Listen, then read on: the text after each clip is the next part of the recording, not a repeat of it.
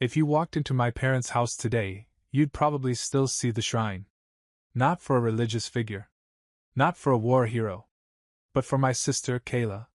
Homecoming queen, Miss Teen Tri-County, local influencer before Instagram even existed. Qley had her name stitched on her pillowcases before I got my first Rio backpack. Every hallway photo? Her. Every Christmas ornament? Her face and glitter. The only thing I ever got with my name on it was a sticky note taped to leftovers. Don't touch. These are for Qley. I was the spare sibling. The oh right, we have another kid. Afterthought. And yeah, at first I thought it was just me being dramatic. Not every kid gets the same treatment, right?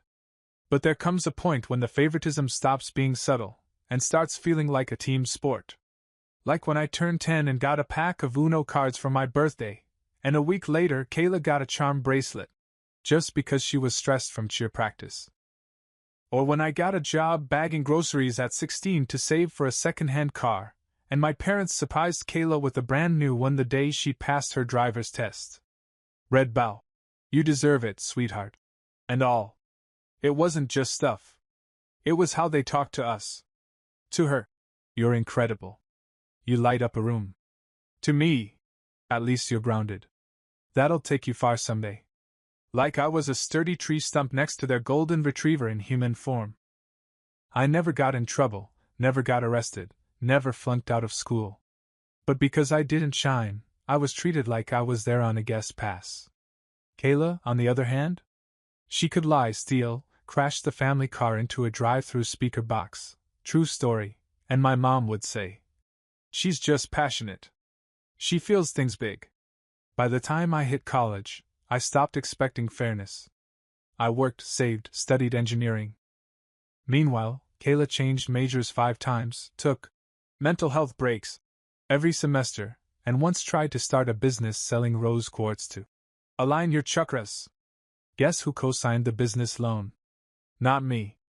But my parents did, and then blamed the bank when it defaulted. Still, I didn't hate her. I just kept my distance. Took jobs out of state.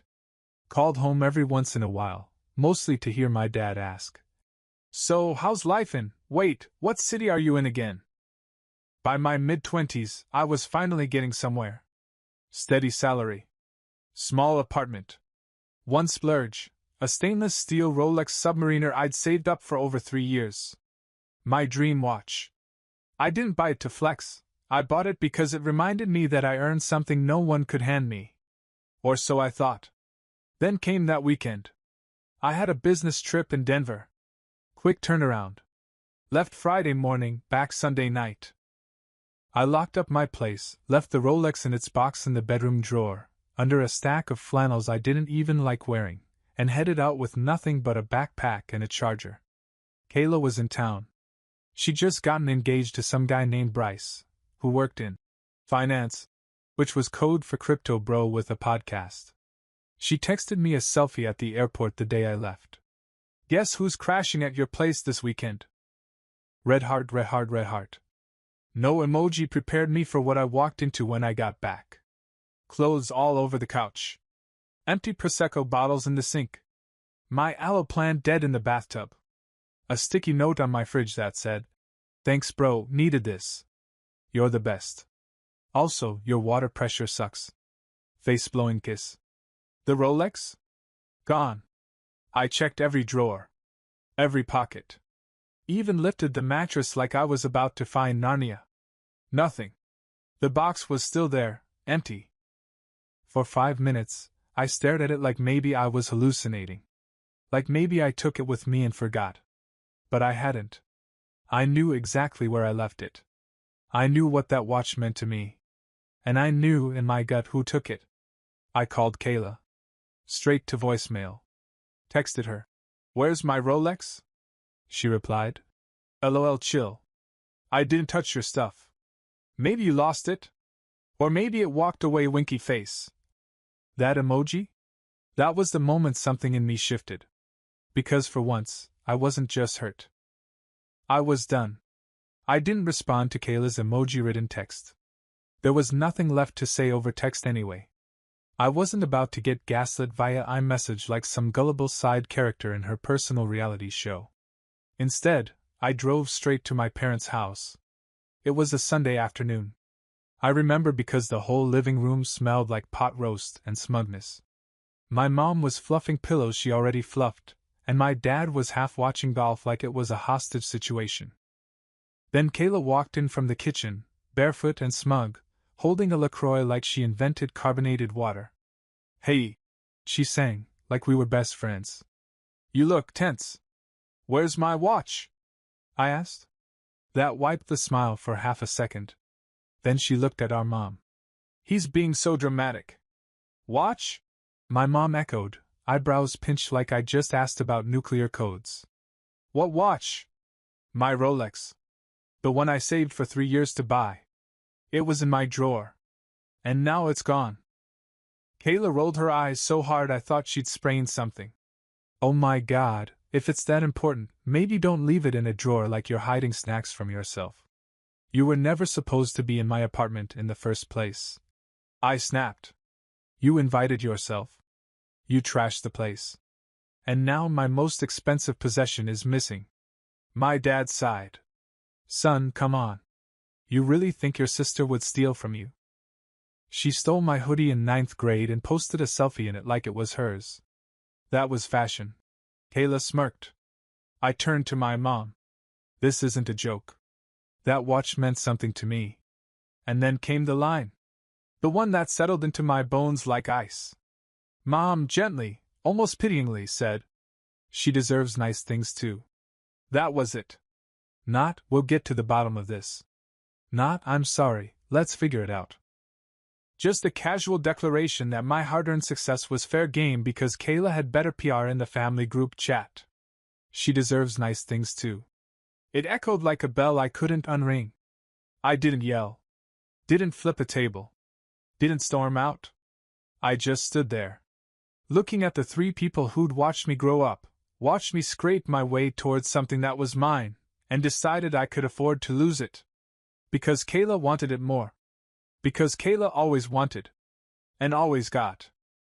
I turned, walked out the door, and drove straight to the police station. The officer at the front desk was a middle-aged guy named Russell who looked like he'd rather be fishing, but he listened. I told him everything, what the watch looked like, how long I'd had it, how it disappeared right after my sister stayed over without permission. I gave them photos. The serial number. Proof of purchase. And then I filed a formal theft report. 2 hours later, I got a call from Qley. "Are you seriously reporting me to the police?" "Just being dramatic," I replied. "You know. Like you said. You're insane. This is gonna mess up my wedding. Guess you should have thought of that before robbing your brother." Click. I expected another call. Instead, my dad showed up at my place the next day.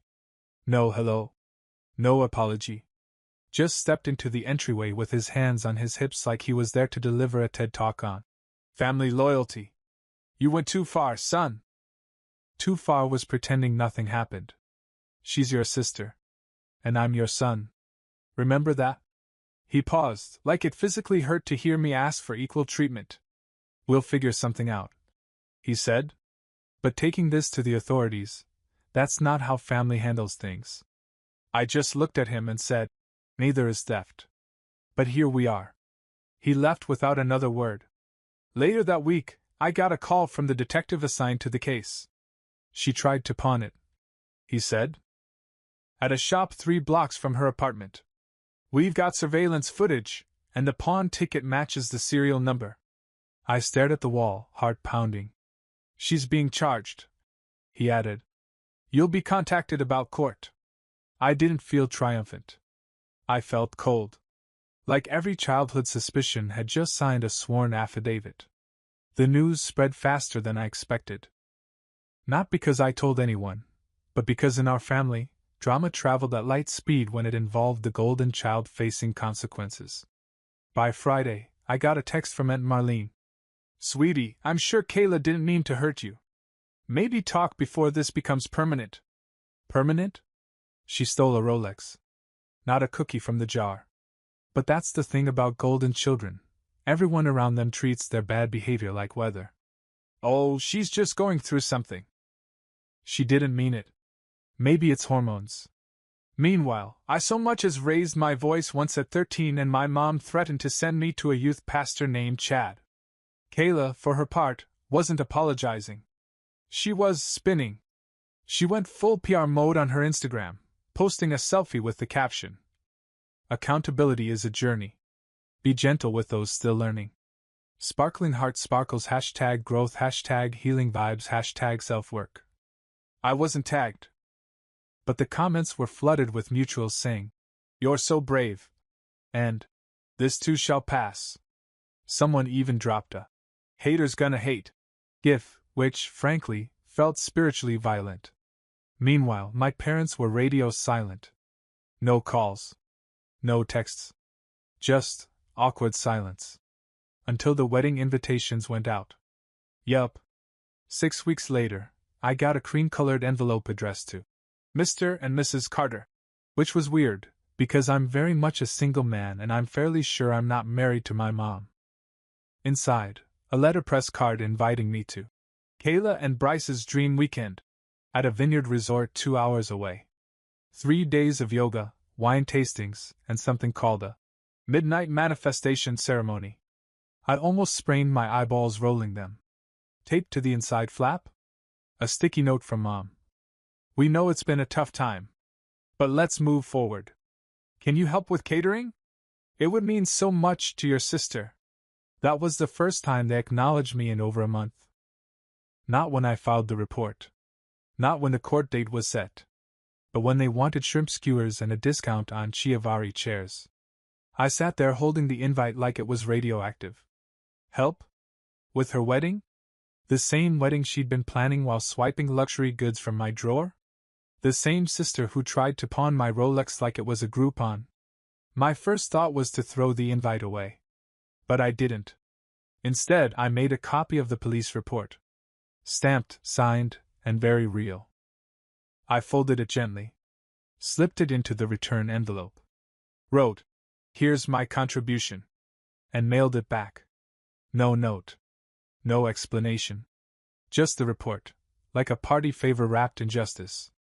2 days later, my phone lit up. Mom calling. Then Dad. Then Qley. Then a string of messages so fast, it felt like my phone was having a seizure. This was cruel. Dad. You're being vindictive. Qley. Are you seriously ruining my wedding over a watch? I didn't respond. Because it wasn't about the watch. It was about years of gaslighting wrapped in gift bags. About being the responsible one, the quiet one, the kid who made space so the golden child could shine brighter. And the moment I stepped out of that role, suddenly I was cruel. That weekend, I visited my old friend Zach, a chef who ran a food truck and had always joked that he'd never cater a crystals and kombucha wedding unless someone paid him in Bitcoin and spite. I showed him the invitation. He laughed so hard he nearly dropped a tray of brisket. Then said, "You know I'm gonna frame this, right?" A week before the wedding, I got a call from Detective Wilkins. He sounded bored, like a guy who hated paperwork but loved justice. "Just a heads up," he said. "Qley's lawyer requested a plea deal." I blinked. Wait, she's admitting guilt? Technically, yes. Misdemeanor theft, community service, fine paid to you for the watch. She still has the Rolex? She sold it. But part of the deal includes restitution. You'll get a check. I hung up in silence. That Rolex wasn't just a watch. It was mine. A symbol of everything I'd earned, every late-night shift, every skipped meal, every stupid moment I thought maybe, being the quiet, reliable kid would earn me some respect. It didn't. But now I had something better. Proof. They couldn't gaslight me anymore. Not when a judge signed off on what I'd been saying since childhood. Qley wasn't misunderstood. She wasn't emotional. She wasn't going through something. She was entitled. And someone finally said no. The day before the wedding, I got another message. This one from Bryce. "Hey man, just want to clear the air. We good?" No bad vibes tomorrow? Bad vibes? She stole my Rolex. You're marrying a thief. And you want to check the vibe? I didn't reply. Instead, I did something worse. I showed up. Not to the ceremony. That would have been too easy. I showed up to the rehearsal dinner, at the vineyard, where all the guests were sipping overpriced rose and pretending they weren't melting under the California sun. I walked in wearing the cheapest suit I owned. Didn't RSVP. Didn't bring a +1. Just walked up to the check-in table and smiled. The wedding planner blinked. Name? Carter. Older brother of the bride. Emergency wine inspector. She laughed politely.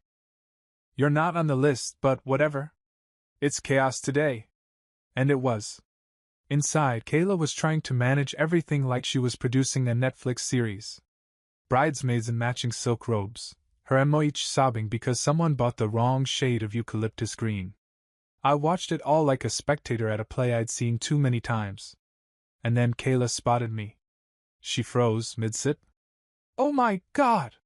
What are you doing here? Just supporting family, I said.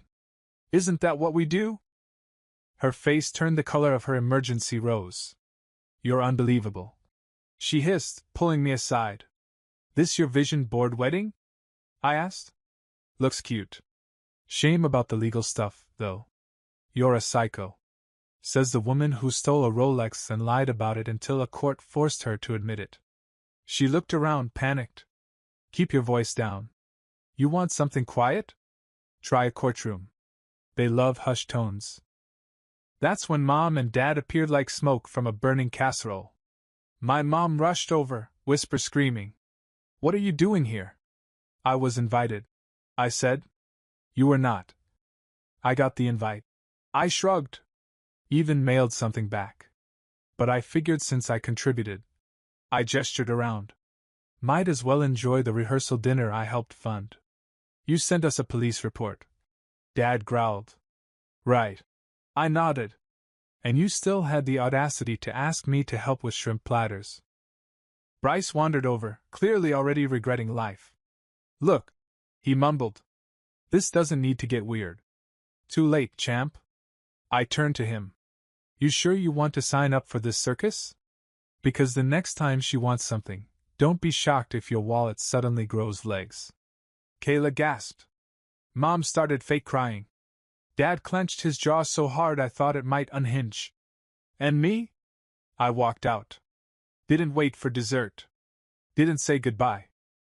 Just strolled back to my car with the sweet, sweet taste of silence in my mouth. I wasn't planning on going to the wedding. Truly. I thought the rehearsal dinner was enough chaos for a lifetime. But then I woke up the next morning to 23 unread messages. A group chat, hastily made, titled, Family Emergency Police Car Light. Which, in my family, usually meant someone forgot deviled eggs. But this time? It was Qley. The first message was from my mom. We need to talk. Please call. This is serious. Then Dad. Your sister is in a state. This is going too far. Then Qley. You ruined everything. I hope you're happy.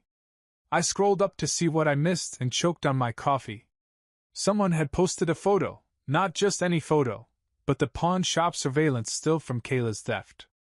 You could clearly see her at the counter, watch in hand, mid-eye roll at the employee.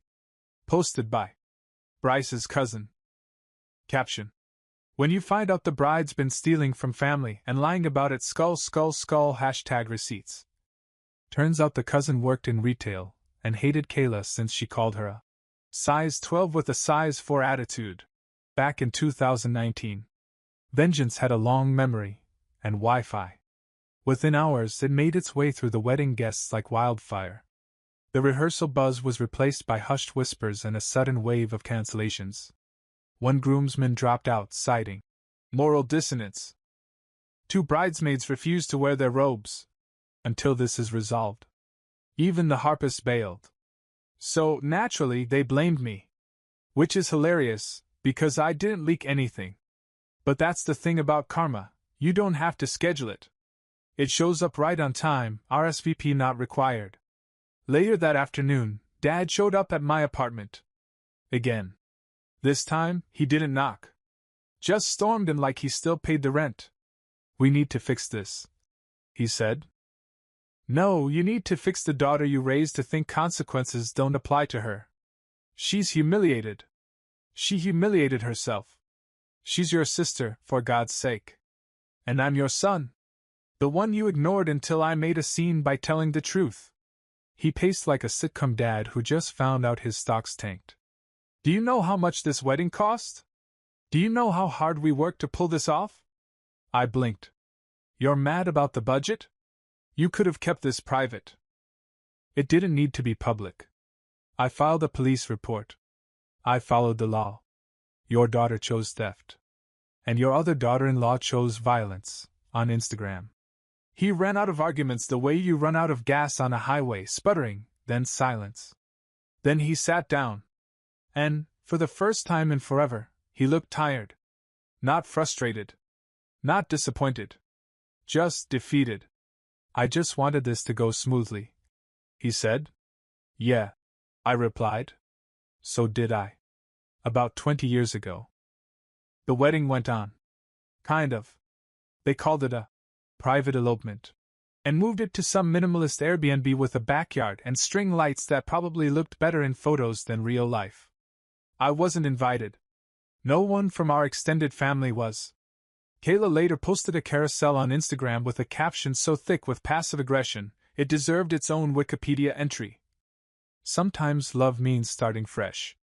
No drama. No negativity. Just us and the people who actually support us. Ring sparkles hashtag love wins hashtag family is more than blood hashtag not everyone deserves a seat. Bold words for someone who pawned a seat to begin with. I didn't comment. Didn't like. Didn't even hate watch. I just moved on. The restitution check came 2 weeks later.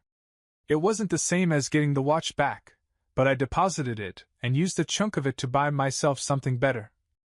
A custom-made timepiece from a local maker. No brand. No flex. Just a solid, handcrafted reminder that some things can't be stolen, like peace, boundaries, and finally learning how to say no. For a while, things were quiet. No calls. No invites. Not even a happy birthday Facebook post from Aunt Marlene, and that woman never misses a chance to use a Bitmoji. It was kind of peaceful, honestly. I went back to work. Got promoted. Bought myself a new espresso machine and taught myself how to make latte art that looked vaguely like cats. Qley, meanwhile, kept pretending nothing happened. Every week, new posts, new filters. Wife life vibes ring sparkles. With captions about letting go of negative energy, which I assume meant me. She launched a short-lived Etsy store selling cleansing candles, but it went under after someone left a review that said, "Smelled like entitlement." I didn't gloat much. Then, about 3 months after the wedding, I got a call. Unknown number. I almost didn't answer. But curiosity got me. "Hello?" "Hey, it's Dad." I sat down. Silence. He cleared his throat. "I was wondering if we could talk. In person." I hesitated. Then agreed. Because closure is a weird thing. You never know if you're walking into healing or another round of emotional dodgeball. But I was ready either way. We met at a local diner. Neutral territory. He looked older than I remembered. Maybe it was just the lighting. Or maybe holding together a crumbling image of happy family had finally taken its toll. He didn't order coffee. Just stared at his hands. "I handled things badly," he said. No preamble. No deflection. "I didn't believe you. About the watch. About Qley. About a lot of things." I didn't interrupt. He kept going. "I think, for so long, we just assumed Qley needed more. She was louder. She cried more. She pulled attention. And I didn't?" I asked. That cracked him. He looked at me, really looked at me, like he was seeing the years of being the backup plan, the seat filler, the reliable afterthought. "I didn't say it then," he said. "But I'm sorry. For everything." I didn't cry. Didn't shout. Just nodded. Thanks, I said. That means more than you think. We talked for another half hour. Not about the Rolex. Not about court. Just life. He told me Mom was still furious. Said I'd humiliated the family. Qley, apparently, claimed she only stole it because she was testing me. Whatever that meant. But Dad? He said he was tired of pretending. I don't expect things to go back to normal, he said. But I'd like to be part of your life again, if you'll have me. I paid the check before he could argue. Then I said, You can, but this time you play by my rules. He nodded. And for once, he didn't try to control the outcome.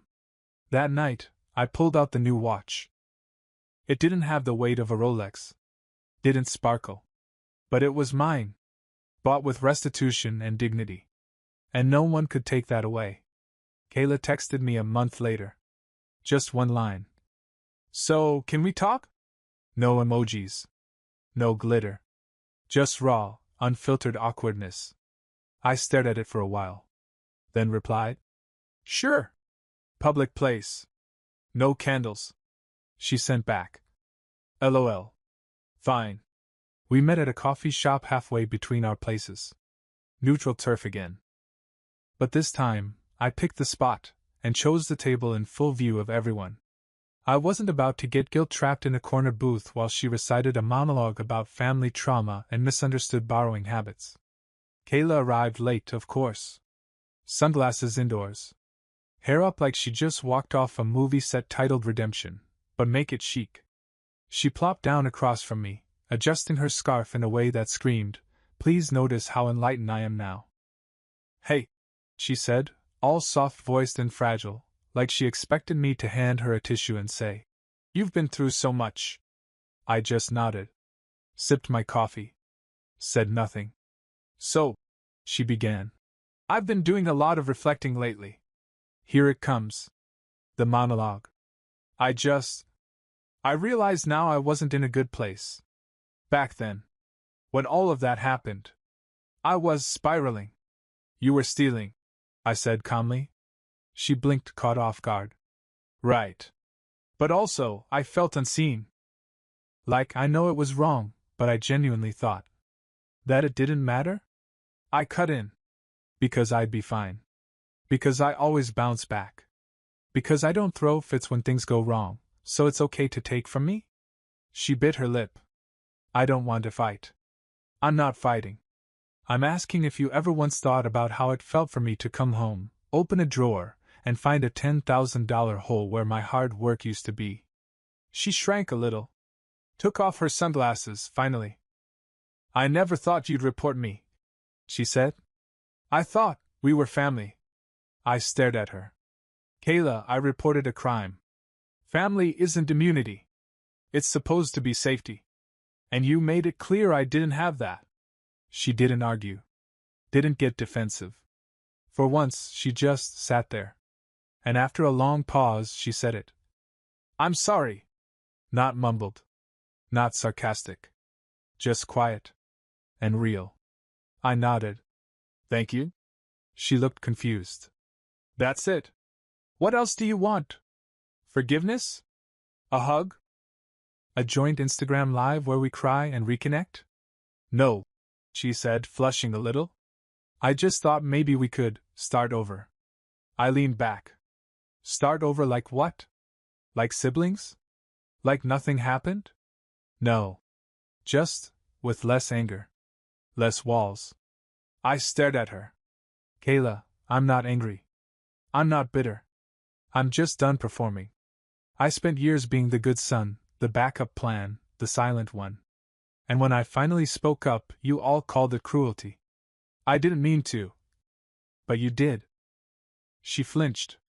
And that's when I saw it, not just guilt, but recognition. Like for the first time, she realized I wasn't the villain in her curated sob story. You may not see it yet, I added, but you didn't just steal a watch. You broke trust. You took something I built over years, not because you needed it, but because you could. We sat in silence for a while. The noise of the cafe filled the gaps. Clinking cups. Hissing steam. A toddler giggling near the window. And then, quietly, Qley said, "You know what hurts most?" "What?" "That you're better off without us." I didn't smile. Didn't gloat. I just said, "Yeah. That's what healing looks like sometimes." She nodded slowly. Put her sunglasses back on. We parted with an awkward half-hug, one of those stiff, pat-on-the-back things that screams we tried. No follow-up texts. No promises to catch up soon. Just a moment. And that was enough. 3 months later, I got a letter in the mail. Handwritten. Loopy cursive. Pink ink. Qley. Inside was a wedding photo. Her and Bryce, standing under fairy lights, smiling like their marriage didn't start with felony charges and an unpaid Etsy tax bill. Taped to the back? A sticky note. "For your fridge. Sparkling heart, thought you'd want to remember the good times." I stared at it for a solid minute. Then, calmly, I pulled open my desk drawer. Took out a copy of the police report. Stamped. Signed. Still as cold and factual as the day I filed it. I slid the photo inside. Folded them together. Put it all in an envelope addressed to my parents. No note this time. Just a quiet message in paper form. "You raised her. You excused her. Now you can frame her." And with that, I dropped it in the mailbox. Then went back inside, made myself a cappuccino, and glanced at my new watch ticking quietly on my wrist. Time moves on. And this time, it's mine.